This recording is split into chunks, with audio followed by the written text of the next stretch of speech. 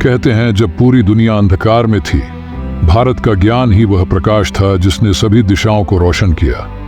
यहाँ की धरती पर बसे कुछ ऐसे शहर हैं जो समय के साथ अनंत काल तक जीवित रहे।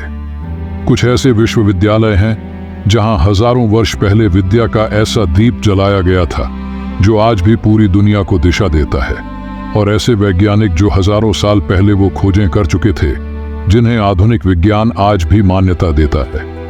क्या आप जानते हैं कि भारत का यह गौरवशाली इतिहास सिर्फ हमारी धरोहर नहीं बल्कि हमारी पहचान है।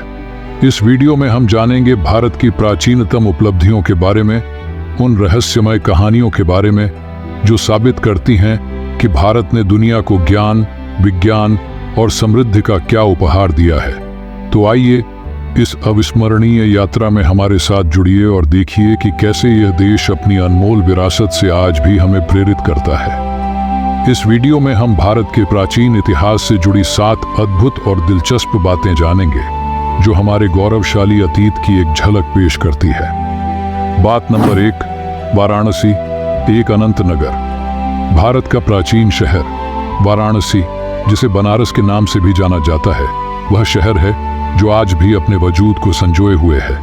इसे ऋग्वेद में काशी के रूप में वर्णित किया गया है और माना जाता है कि इस शहर की स्थापना भगवान शिव ने 5000 वर्ष पूर्व की थी। इतिहासकारों के अनुसार यह कम से कम 3000 साल पुराना है। भारत के धार्मिक ग्रंथों में भी इसे 7 पवित्र नगरों में सर्वोत्तम माना गया है। यह वही स्थान है जहां 2500 वर्ष पूर्व भगवान बुद्ध के आगमन के समय इसे स्थायी नगर कहा गया था। बौद्ध और जैन धर्म में भी काशी का उतना ही महत्व है जितना हिंदू धर्म में। समय की अनगिनत परतों के बावजूद यह नगर अनंत काल से जीवंत रहा है, मानो इसे समय भी झुका नहीं सका।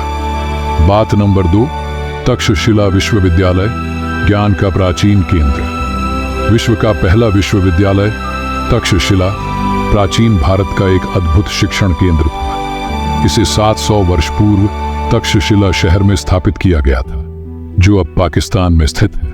इस विश्वविद्यालय में 10,000 से अधिक विद्यार्थी अध्ययन करते थे। यहाँ शिक्षा का दायरा इतना विशाल था कि विज्ञान, गणित, चिकित्सा, राजनीति, ज्योतिष, खगोल, संगीत, धर्म और दर्शन जैसे अनेकानेक विषयों की गहन जानकारी प्रदान की जाती थी। अलग अलग विषयों के विद्वानों ने अपने आश्रम यहाँ स्थापित कर रखे थे। यही वह स्थल था जहाँ विष्णुगुप्त, चाणक्य जैसे महान अर्थशास्त्री और दार्शनिक ने अध्ययन और अध्यापन किया। जब 5वीं सदी में चीनी यात्री फाहियान भारत आए तो उन्होंने तक्षशिला का उल्लेख अपने लेखों में किया। यह विश्वविद्यालय 7वीं सदी तक अत्यंत उन्नति पर था, लेकिन 6ठी सदी में विदेशी आक्रमणों ने इसे नष्ट कर दिया। बात नंबर 3, नालंदा विश्वविद्यालय, उच्च शिक्षा का अनुपम प्रतीक। आज भारत भले ही उच्च शिक्षा के मामले में अन्य देशों से पीछे हो, लेकिन एक समय था जब भारत का नालंदा विश्वविद्यालय उच्च शिक्षा का विश्व प्रसिद्ध केंद्र हुआ करता था। तक्षशिला से भी अधिक व्यवस्थित इस विश्वविद्यालय में कोरिया, जापान, चीन, तिब्बत, इंडोनेशिया, फारस और तुर्की जैसे दूर देशों से विद्यार्थी अध्ययन के लिए आते थे। नालंदा का प्रवेश परीक्षा इतनी कठिन होती थी कि केवल विशेष प्रतिभाशाली विद्यार्थियों को ही प्रवेश मिल पाता था। हमारे पास नालंदा के बारे में अधिकतर जानकारी ह्वेनसांग और इत्सिंग जैसे चीनी यात्रियों से मिलती है जो 7वीं सदी में यहाँ आए थे। ह्वेनसांग ने अपनी भारत यात्रा के दौरान यहाँ लगभग 2 वर्ष बिताए। उस समय इस विश्वविद्यालय में 10,000 से अधिक विद्यार्थी और 1500 से अधिक आचार्य थे। कहा जाता है कि महान गणितज्ञ आर्यभट्ट भी नालंदा के प्रधान रहे थे। इस विश्वविद्यालय की लाइब्रेरी में 3 लाख से अधिक पुस्तकें थीं। 12वीं सदी के अंत में बख्तियार खिलजी ने इसे पूरी तरह से नष्ट कर दिया और आज इसकी केवल खंडहर बचे हैं जो इसकी महानता की गवाही देते हैं। और इसके बारे में हमने डिटेल में एक वीडियो बना रखी है, अगर समय मिले तो उसे भी देखें। बात नंबर 4, सिंधु घाटी सभ्यता, सभ्यताओं की जननी। भारत का इतिहास सिंधु घाटी सभ्यता से शुरू हुआ माना जाता है। यह सभ्यता दुनिया की सबसे पुरानी सभ्यताओं में से एक थी और इसका विस्तार मेसोपोटामिया और प्राचीन मिस्र से भी अधिक था। अगर टाउन प्लानिंग और इंफ्रास्ट्रक्चर की बात करें तो यह सभ्यता अत्यंत उन्नत थी। माना जाता है कि यह सभ्यता 8000 वर्ष पुरानी थी। इस सभ्यता के बारे में हमें 1920 के दशक में पता चला, जब मोहनजोदड़ो और हड़प्पा के प्राचीन नगरों की खुदाई में अवशेष मिले। ये दोनों स्थान अब पाकिस्तान में स्थित। सिंधु घाटी सभ्यता का प्रभाव और इसका रहस्य अभी भी पुरातत्वविदों के लिए एक पहेली बना हुआ है। बात नंबर 5, शून्य का आविष्कार, भारतीय गणित का अमूल्य योगदान। शून्य का आविष्कार भारत में हुआ।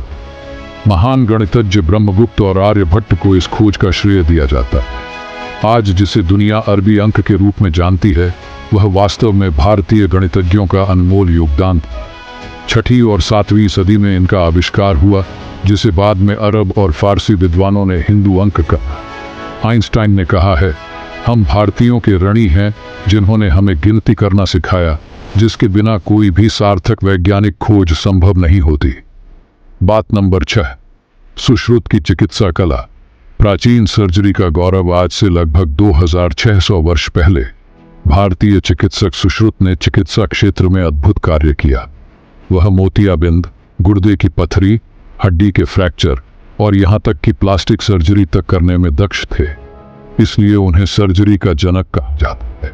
उनके द्वारा लिखा गया सुश्रुत संहिता संस्कृत का एक अमूल्य ग्रंथ है, जिसमें 1100 बीमारियों का विस्तृत विवरण और कई सर्जिकल उपकरणों का वर्णन है। इस महान ग्रंथ का अरबी भाषा में अनुवाद भी हुआ। उनके समकालीन महर्षि चरक भी चिकित्सा विज्ञान में अग्रणी थे और उनके ग्रंथ चरक संहिता को आयुर्वेद का आधार माना जाता है। बात नंबर 7, भारत की समृद्ध स्वर्णिम इतिहास की झलक। इतिहास में झांके तो भारत दुनिया के सबसे समृद्ध देशों में से एक प्रतीत होता है। ब्रिटिश शासन से पहले यह देश स्वर्णिम समृद्धि का प्रतीक, इसे सोने की चिड़िया कहा जाता था और इसकी समृद्धि ने विदेशी आक्रमणकारियों को सदियों तक आकर्षित किया। अमेरिका की खोज भी भारत को खोजने की चाह में हुई थी।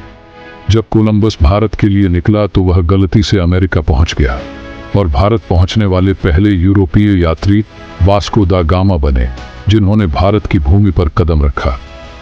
तो दोस्तों, उम्मीद है कि आपको यह वीडियो पसंद आई होगी और भारत की इस अद्भुत विरासत के बारे में जानकर आपके ज्ञान में कुछ नया जुड़ा होगा। अगर ऐसा है तो इस वीडियो को लाइक करना न भूलें। अपने दोस्तों के साथ इसे ज़रूर शेयर करें ताकि उन्हें भी अपने देश के इस अनमोल इतिहास का पता चल सके। और अगर आपने यदि हमारी पिछली नई वीडियो नहीं देखे तो वह ज़रूर देखिए। उसमें हमने भारत और पाकिस्तान के विभाजन के दिन होने वाली घटनाओं का चित्रण किया है। और अगर आप ऐसी ही दिलचस्प और रोचक जानकारियों से जुड़ी वीडियो देखना चाहते हैं तो हमारे चैनल को सब्सक्राइब करके बेल आइकन दबाएं, ताकि जब भी हम एक नई वीडियो अपलोड करें तो सबसे पहले नोटिफिकेशन आपके पास पहुंचे। धन्यवाद। हमसे जुड़े रहने के लिए आपका दिल से आभार। मिलते हैं अगले वीडियो में एक और नई कहानी के साथ।